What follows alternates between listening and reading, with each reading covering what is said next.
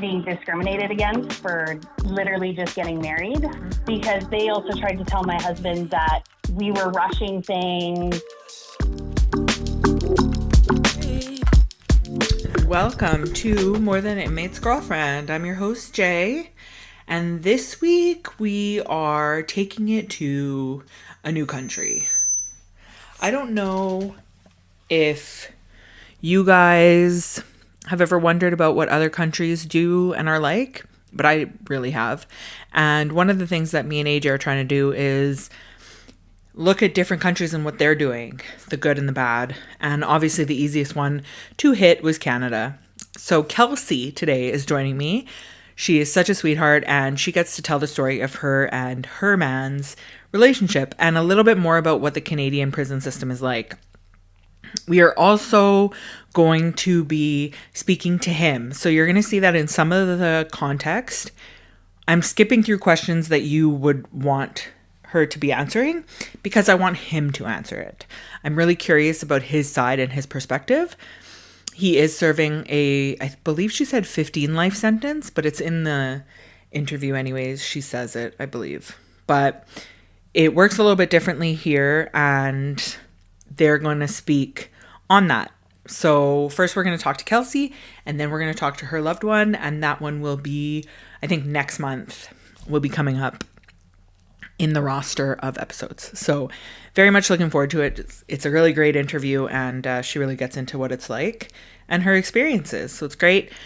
Before we get there, just some housekeeping items. The first thing I wanted to say is that Nick's his Instagram is getting mimicked, I guess, for lack of a better word, again. So if you get hit up by someone called @MoreThanAnInmate, like More Than Inmate 1, More Than Inmate with 2 T's, something that's not just More Than an Inmate, then please do not answer them when they talk to you. They're going to try and get your Cash App. Nick would never ask anybody for Cash App. He doesn't need anybody to be giving him Cash App. Please do not give him Cash App. Okay?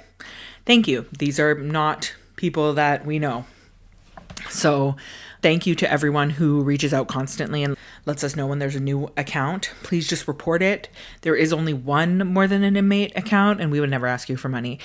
Same thing goes with the podcast Instagram.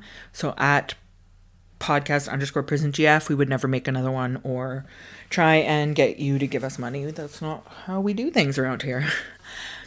Lastly, appreciate the support, everyone. Keep supporting. Please continue sharing with your friends and family. You can follow us on social media at More Than an Inmate's GF on TikTok and at podcast_prisongf on Instagram. You can also follow us on Facebook. And if you have any questions, if you want to be a part of the show, there is a link in the Instagram that will lead you to be a guest. You can also go on our website, www.morethanAnInmatesGirlfriend.com. If you want to reach out to us through there, you're more than welcome to. And I believe that is it. I want to keep it nice and short because I want to get on to this interview, and Kelsey was fantastic. So I hope you enjoy it, and I think you'll really be looking forward to his perspective once you listen to hers. And that's all I got. Take care. Bye.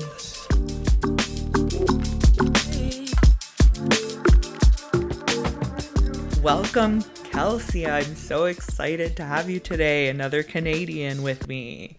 Thank you. I'm very excited. So before we get into your relationship and everything, can you kind of talk to me about where you were before you met your husband, your now husband? So I was kind of in a lonely place. I was single, running my own business. I wasn't on any dating apps or anything like that. I gotten out of a very toxic relationship, and I unfortunately got cheated on in that relationship. So I was just feeling very lonely and just wanting that companionship. Nice. And what led you to the site? So I was actually joking with a friend of mine one day, and I was saying, knowing my luck, my soulmate's probably in prison. And we laughed it off, and I didn't really think much about it, but then I couldn't get the idea out of my head for some reason, and I kept thinking about that, and I'm like, you know what, maybe that's true. Maybe that's how it is. I mean, there's so many men that are incarcerated. So I was like, and then I just kept thinking about it, and yeah, I had the idea, well, maybe I should start being a pen pal with somebody and see where it goes because I've never done this before. I didn't really know how to go about it. And then I came across the website and seen my husband on there, and I read his little bio that he had on there, and I Googled his name, looked him up, did my own research, and something about him really drew me to him, and I really wanted to know more. I was very curious about him. It was a feeling I had, and I was just like, what do I have to lose? I have no kids. I'm just going to write him a letter and send him a picture and just see where it goes. A part of me was like, I don't think he'll write me back at all. And for a while there, because he actually got transferred to a different place, it took a long time to hear anything from him. I was like, yeah, he's not going to write me back. And then he ended up actually getting my letter, and I ended up getting a message from one of his friends that he was incarcerated with in Ontario. His wife messaged me for him to let me know that he finally got my letter and that he was going to write me back. And I was through the moon excited. And yeah, the rest is history. It took off from there. Yeah. Had you heard of the website before? I didn't even realize there was a Canadian website. Yeah, there is. So I actually never heard of it before. I didn't even know it was a real thing because it's not super common here in Canada for that to happen. I mean, I know girls have used it before, but it's not like super well known, right? Like not so much even here. I don't remember ever hearing about it, but when I was doing my own research about how I would go about becoming a pen pal for somebody who was incarcerated, that was when I came across the site. Oh, interesting. When you were looking through the site, he was the one that sparked your interest? What was it about him? Yes. So a big thing, I went into it saying I absolutely would not write anybody who had any charges against women or children. That was an absolute no for me. So that was one thing I really liked about him, was that he had no offenses towards women or children. It's so hard for me to describe the feeling I had. Like when I looked at the picture he had on the website, and then when I read his bio, I just felt like for some reason I could really relate to him, because some of the things that he said in his bio were things that I would have said. Like, he just seemed to be like me in that way. So I thought maybe I could relate to him, like in a weird way, you know what I mean? Yeah, fair.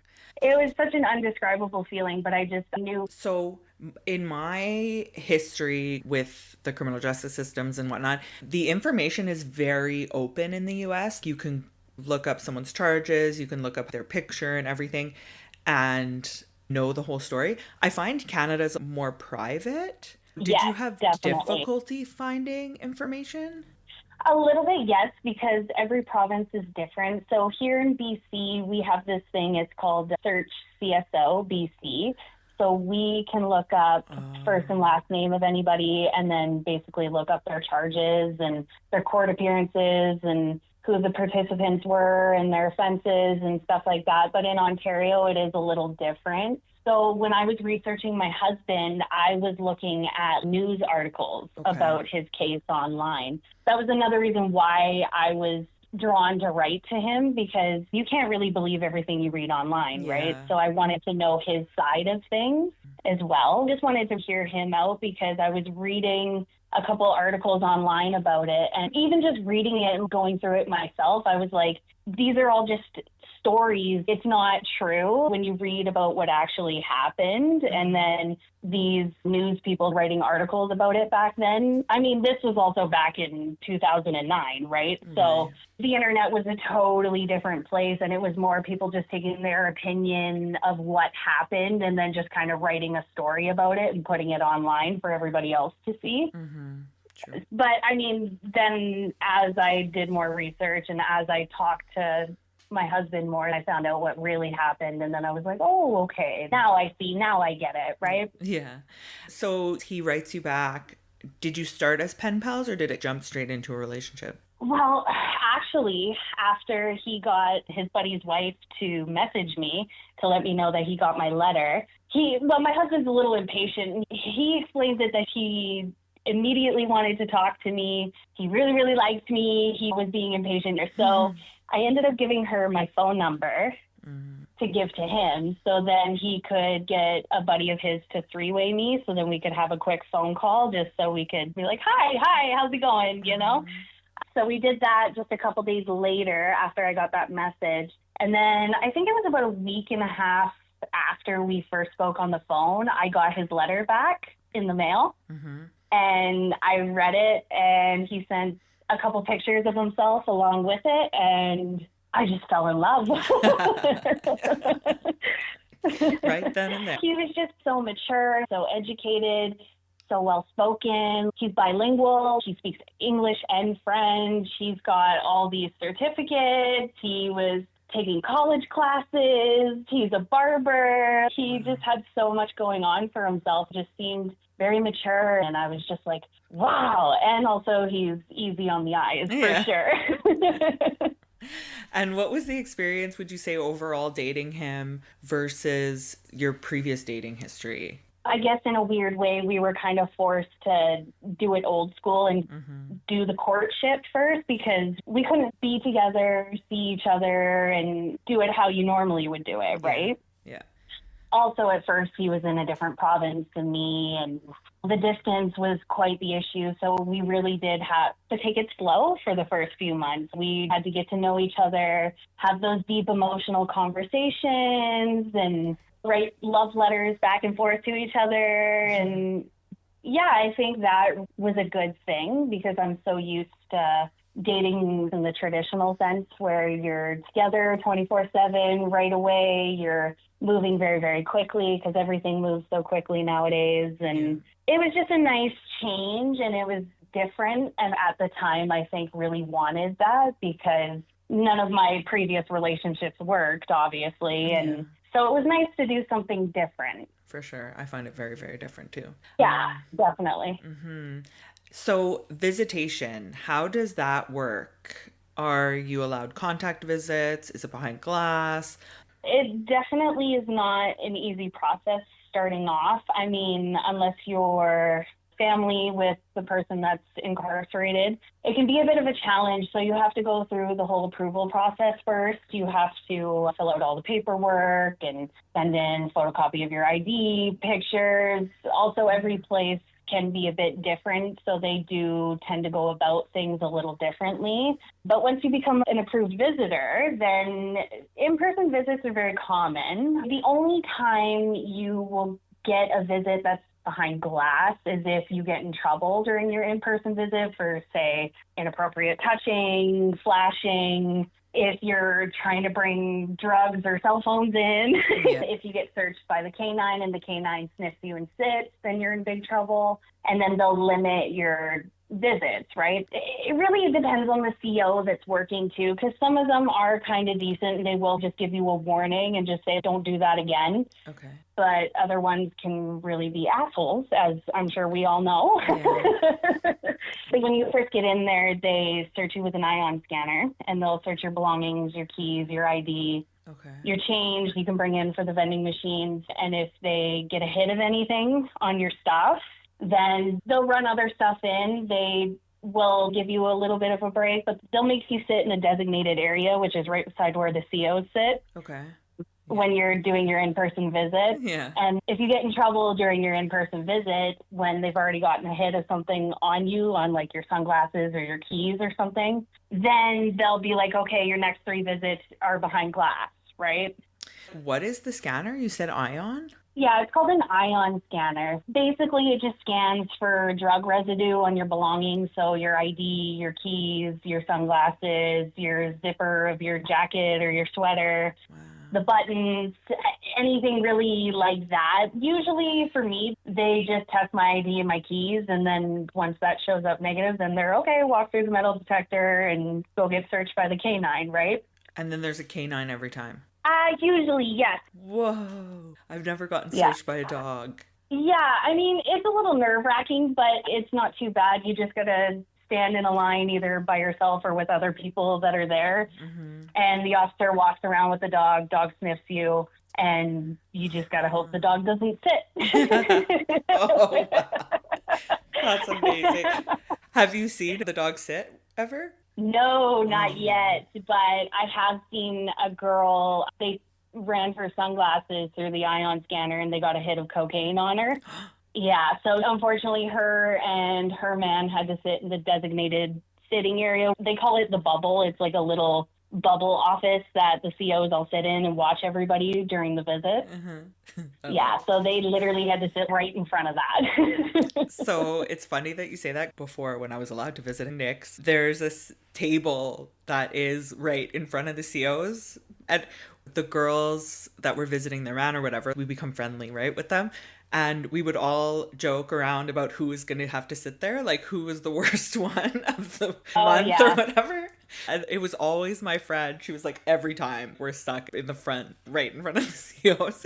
And then right before me and Nick got cut off, he visited his dad and he was in that spot and he was so confused because he's like, why would I be in that spot? I didn't do anything bad in a long time.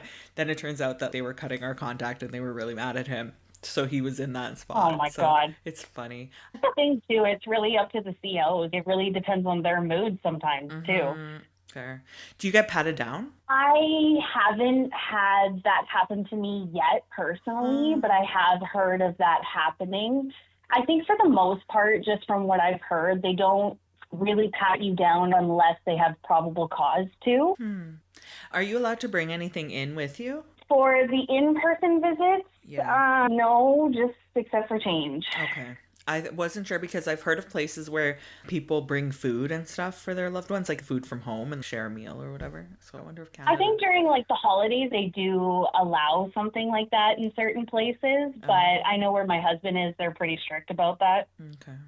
So eventually your relationship led to getting engaged and getting married. Can you walk us through how you guys got engaged? Yeah, so it kind of happened quick. We got engaged on my birthday of last year. He was still in Ontario at the time, and he said he was able to get something sent to me for my birthday, but he really wanted to... It was a big, long conversation we were having on the phone the night of my birthday, and he was just like, I wish I was there. I wish I could have made your birthday special and taken you out for a nice romantic dinner and take you for a night out on the town. And he's like, I really want to spend the rest of my life with you. I'm so in love with you. And I mean, by this point, he was already in the process of transitioning to BC. So he was like, I want to start this whole new life with you. And then he just blurted it out and was like, will you marry me? And I was like, absolutely, I'll marry you.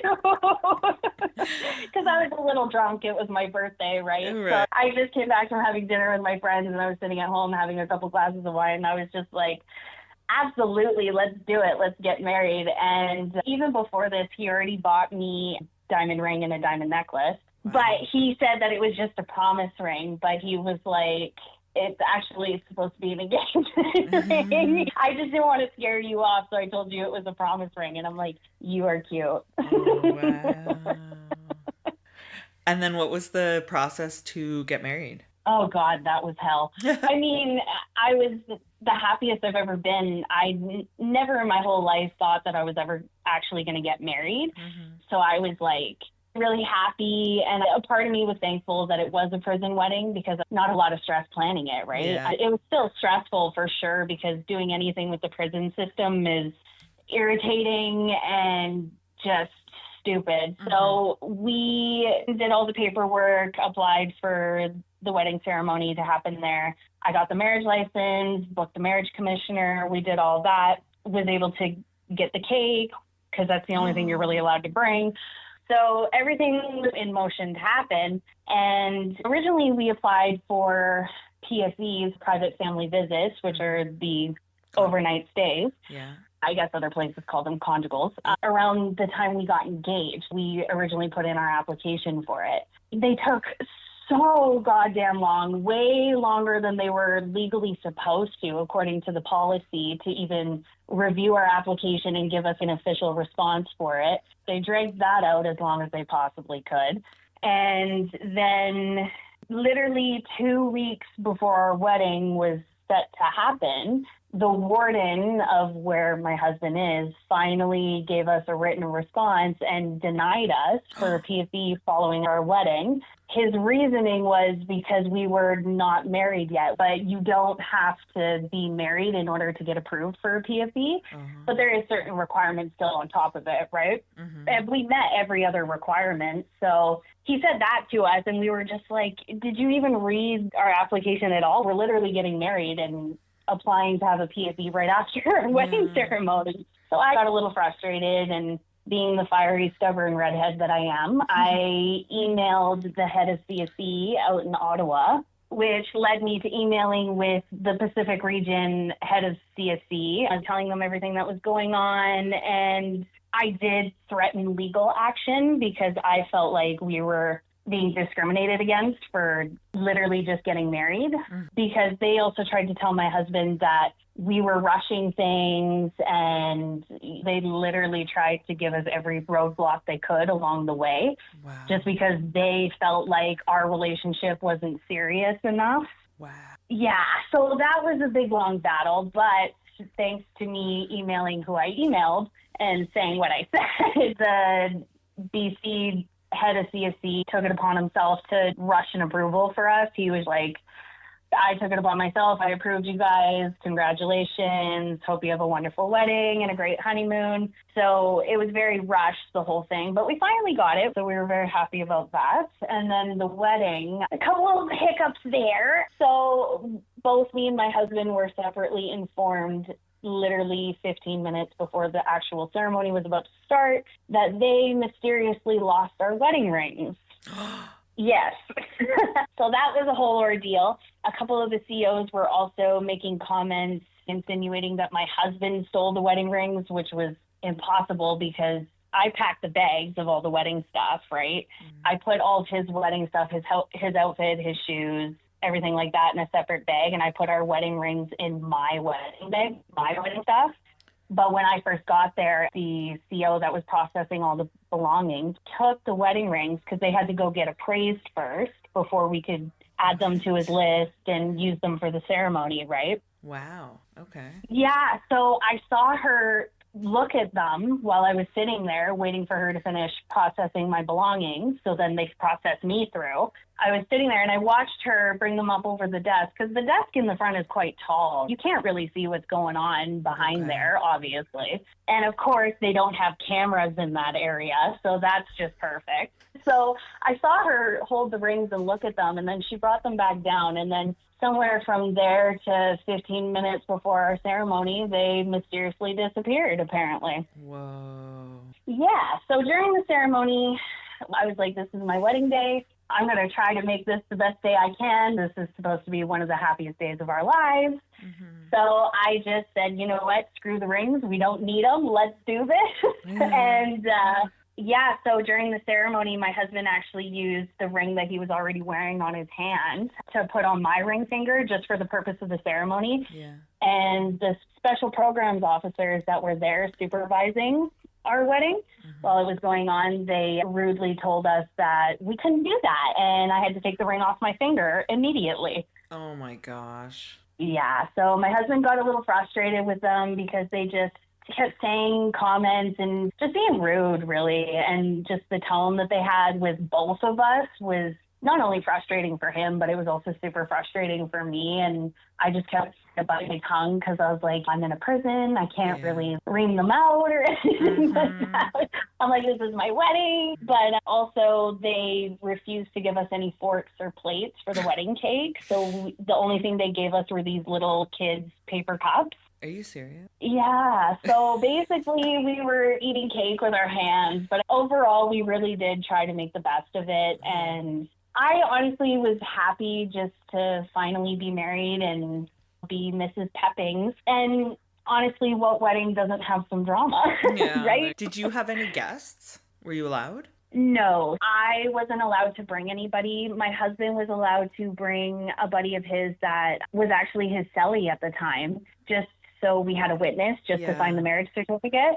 But even the camera guy could have signed it. Like anybody could have really signed it that was there with us. But unless I had somebody that was already an approved visitor of my husband's, I couldn't bring anybody. Right. Yeah, me too. Same thing. Yeah. And you went straight into your family visit? Yes. Following after the ceremony, I had to change out of my dress and heels, take my veil off, and I had to put appropriate clothing on. So I just threw on some sweatpants and a baggy t-shirt, and we were escorted to trailers. They're kind of like little mobile homes. And yeah, the officer escorted us up there, brought our big box of food that we had pre-ordered, brought my stuff, which was all transferred into a clear Rubbermaid bin. From there, we had a honeymoon. Wow. What was that like? Yeah. The PFV, it was very interesting. It's almost like stepping back in time because you don't have your cell phone. There's no internet. Yeah. There's DVDs, CDs, and like old school stereo boombox. Very nostalgic. A little awkward because our wedding night was the first night we ever spent together. Yeah. So I was very nervous.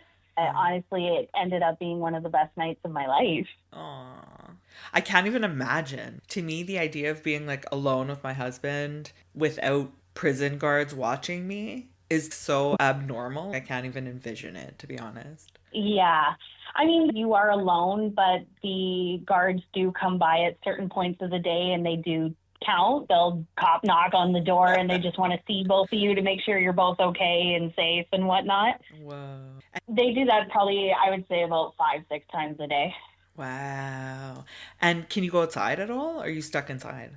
You can. It is sort of fenced around each of the trailers. So they do have a little bit of a grassed yard. One of them where my husband is, it's more set up for people who have kids who are coming into PFB. So it has a little swing set, a monkey bar thing, and the grassy area in the little yard there is a little bit bigger than the other two. But they also have barbecues there. Wow. So you can have a barbecue, you can order briquettes on your grocery list and have barbecues. And we did that over Canada Day. That was very nice. Can you see the other people having family visits? Yes, you can. Oh, so can you interact with them? Like say hi and stuff? Yeah, you can. Also, other guys that are walking up to the healthcare building because the trailers are close to the healthcare building or certain jobs that are in the area, they'll walk past the fence there and my husband will go out and be like, hey, hi, how's it going? And I'll pop my head out and wave and be like, hi. Oh my God. This is so out of this world to me. Are the fences like really high? Could you jump over it? The ones around the PFE houses? Yeah, they're only about 5 feet tall. Oh, so you can walk in and out. You could leave. Oh, yeah, for sure. I mean, you can't really go anywhere because it's still on the prison grounds. Like, you're surrounded by the barbed wire fence. And, like, you can't, like, really leave. Like, you can walk around. You can go out. You can say hi to people. They try to make it seem as normal as possible, especially because people do have kids, right? And it can be a scary thing, even for young kids going into a prison to see their parent, right? Wow. So they do some stuff to try and make it comfortable for people and make it seem somewhat normal, even though you are technically going into a federal prison. Take pictures? Yes, you can. So you can bring in a camera? No, you can't bring in a camera. Some places have digital cameras. Where my husband is, they give us a disposable camera. Okay. Which is also such a blast from the past. Yeah.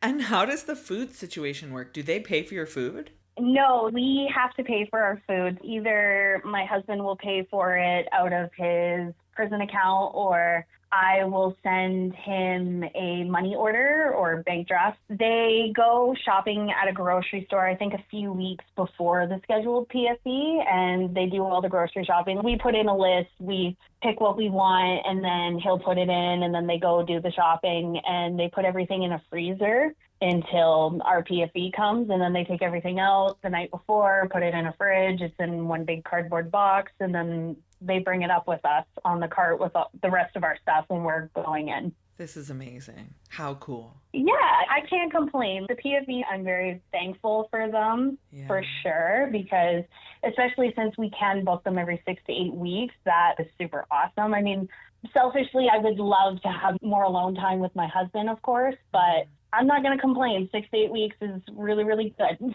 Yeah. And how many nights do you get? So standard, you get 3 nights maximum. You can leave early if you need to, or if there's an emergency of some sort. Mm-hmm. You do get up to 6 nights together if you are coming from out of province. Whoa. Or if it's a special occasion. Whoa. You can also get extra nights if you have a PFE during holidays. So me and my husband are trying to get for the week of Christmas, so then we can get the full week. Oh my gosh. Are there a lot of people that take advantage of this? The PFEs? Yeah. I would say so, for sure. Yeah. So it's hard to book sometimes? They only have 3 trailers on the property. So if all 3 trailers are booked up, then you have to wait. This is wild. Okay. Regardless of this, how do your friends and family feel about this whole situation? For the most part, my parents were super supportive. Okay. They're very non-judgmental anyways. That's where I get non-judgment from, is them. They're very understanding people. They were pretty supportive from the start. I wasn't super open and honest with people in the beginning of me and my husband's relationship. Mm-hmm. Just because I was fearful of people being judgmental, and I just didn't want to hear it from people, and I just wanted to be happy, right? So I hid it from people for a little bit, but then slowly I started being more open about it. And surprisingly, for the most part, people were nice and supportive, and some others definitely were not. How do you handle people that weren't? I always try to hear people out. I always try to hear your side of things. If you're upset with me about something, if you don't agree with me about something, I will listen to your side of things. I will hear you out. But I will not tolerate bullying. I will not tolerate disrespect. I will not tolerate you taking it to an extreme level. You know what I mean? Yeah. So unfortunately, I did have to kiss a few people goodbye, but I see it as a blessing in disguise, because I don't want negative, judgmental people in my life anyways, especially with how delicate me and my husband's situation is, especially for my husband too. I can't have people in my life that are going to be spiteful and negative and, critical and judgmental. I agree. It's hard though.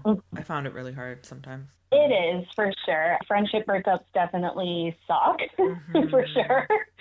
But sometimes it's necessary, because you don't need that kind of bullshit in your life. Yeah, for sure. I've found such a community. There are so many women in the US that have similar situations to me, or that I've come across in my journey, that have really supported me. Canadian prison wives, is there a community? Is there groups? How do you get your support? Where do you get your support from? I would say the biggest support group is the one on Facebook for Canadian prison wives and family members of loved ones that are incarcerated. It's very, very big on Facebook. It's a private group. You have to join and then be accepted in by the admins. It's honestly the most amazing group. Everybody is so friendly.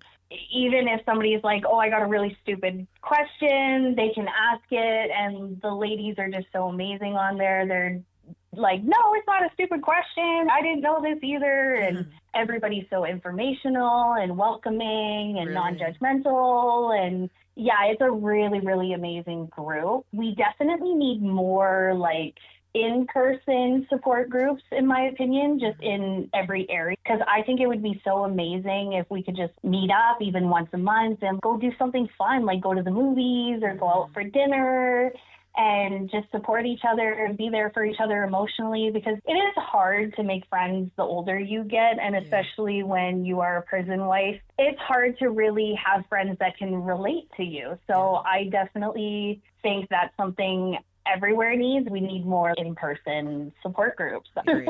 Definitely. Yeah. Did you develop close friendships with anyone from that group? Not really. I do talk to another prison wife. Her man is in the same place as mine. Okay. She actually lives in Ontario as well, but she will fly out here to come see her man. I've picked her up and given her a ride to the prison before, and we're friends on Facebook, and we'll give messages to each other and stuff like that. We do kind of have a bit of a friendship, but we're not obviously, because she's all the way out in Ontario and I'm on Vancouver Island, friends with other prison wives. Yeah. Interesting. I always wondered about that. At least it's nice to know that it's a supportive group, because I know prison wives, sometimes it's not so friendly and not so good. So it's nice to hear that the group is supportive. Yeah, for sure. I mean, everybody's kind of in the same situation, right? So everybody's very supportive and very welcoming, and they're all really great on that Facebook group. Cool. I'm curious about the prison wives and prison reform. I know the Canadian system and the American justice system are different, and a lot of people would say that the Canadian justice system is too lenient.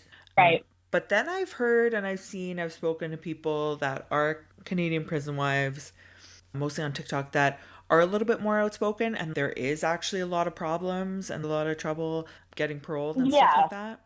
Yeah, I mean, there's definitely flaws in the system for sure. There's a lot of things that I think Canadian prison wives definitely don't agree with, and that we definitely are very outspoken about. I could definitely see how in ways Canada is a little more relaxed about certain things than in the States, but there's still some things that definitely need to be changed in the Canadian system for sure, I think. And are the prison wives active in it? Is there a lot of activism going on in that community? I do see that, yeah, especially in other provinces as well. Ontario is a big one. There's a lot going on there. I also see a lot of Canadian lawyers doing a lot of work about that, and a lot of pro bono work trying to work on prison reform and helping parents that are incarcerated get visitation with their kids. Yeah. And I do see that, especially nowadays, there's a lot more of that. I'm definitely seeing that all over the place. That's cool. I find when I started,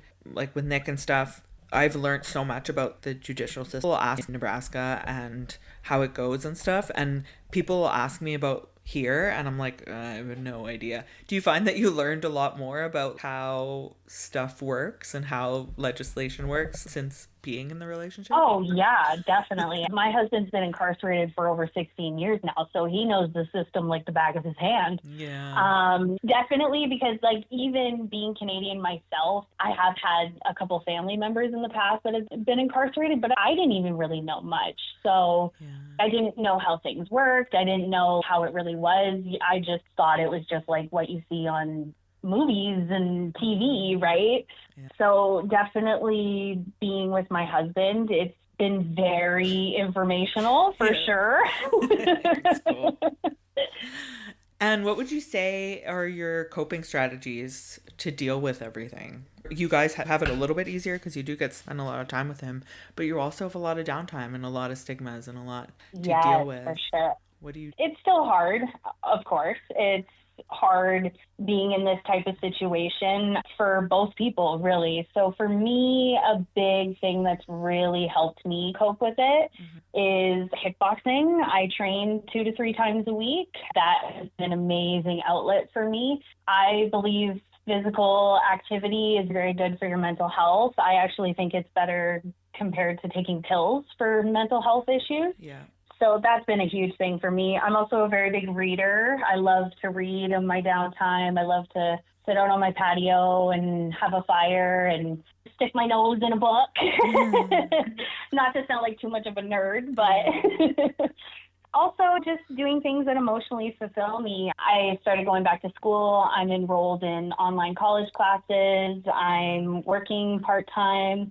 I just do little things that I love to do that make me feel good, because you can't pour from an empty cup, right? And you can't take care of other people if you don't take care of yourself. So during my downtime, I just try to, not dwell on the negative and just do positive things. Because I find like meeting Nick, as much as it was this crazy journey and experience and we're still going through it, I feel like he's challenged me more in the last 2 years than I've ever felt challenged before. Like Yeah, and just from what you're saying, I feel like your husband has done the same thing with you. Is that? Yeah, I mean, it's hard. It's very challenging. You're kind of long distance, which can be challenging with itself, but definitely I always try to put myself in my husband's shoes as well. And it's also hard on him too. Just being in prison, it sucks. We all know that. And all they have to do in there is think, right?